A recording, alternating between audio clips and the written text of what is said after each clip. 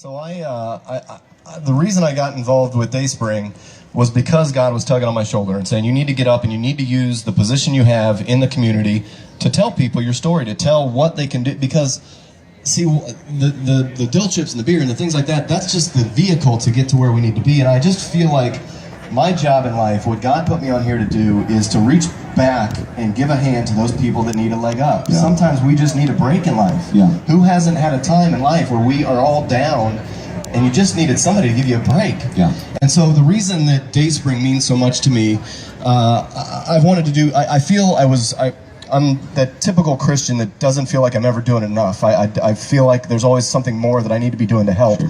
And so I started volunteering at Dayspring, just helping Roscoe in the kitchen cook food for people that were there. And I learned more and more about the story. And so then we started doing canned food drives and bringing food to the shelter.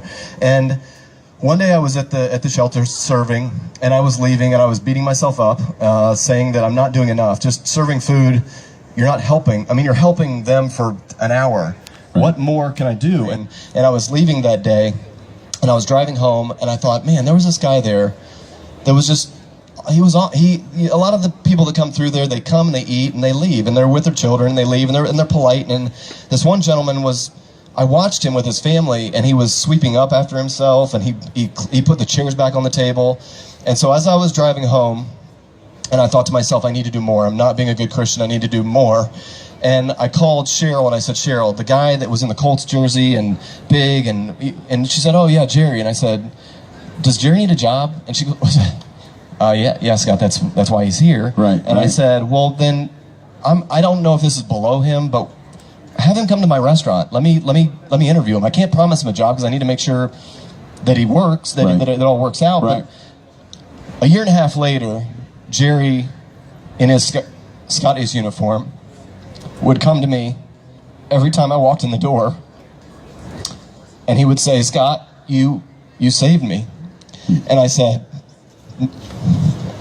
Jerry, I just gave you a hand up. Yeah. And our team, we got a chance to go just tour Dayspring and meet some of the residents and the staff there.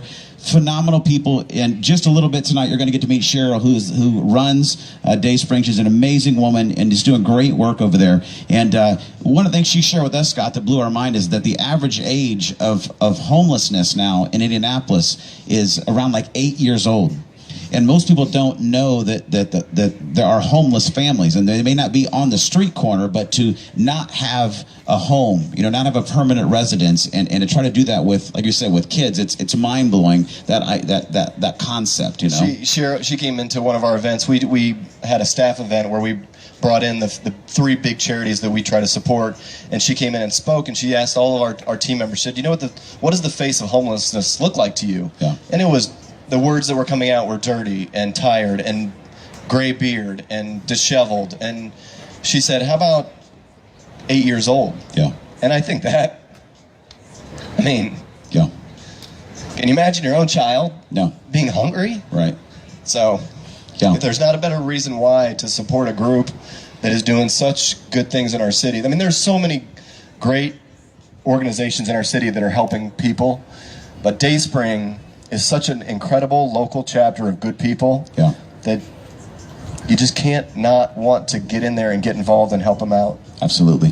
We're going to talk more about that throughout the night. Like I said, you're going to get a chance to meet Cheryl. And if tonight you can I know you can tell just by Scott talking, he's a passionate guy, and his story is remarkable, and I want you to hear it. If you can, we want you to come back Monday night for dinner, 6 o'clock right here at Scotty's Brewhouse, and Scott and I will be just chit-chatting and interviewing him and letting him share a little bit about his story. And it's riveting, and it can change your life. And so come back on Monday night, this Monday, 6 o'clock right here at Scotty's, and we'd love to have you and have dinner with you and let you hear Scott's story and interact and maybe even ask some questions. It'll be a great evening. So Dave Smiley said I don't cry enough, so if you want to see me cry, that's it. Come Monday at 6 and you'll see a grown man cry. We'll order it up. We'll order up the tears. Scott, you got to run. Thank you so much for allowing us to be here tonight. Thank you for what you're doing. Thank you for your reach across the state. It's great to partner up with you guys. And let's give it up for Scott Wise one more time tonight. Thank you guys. Thanks everybody.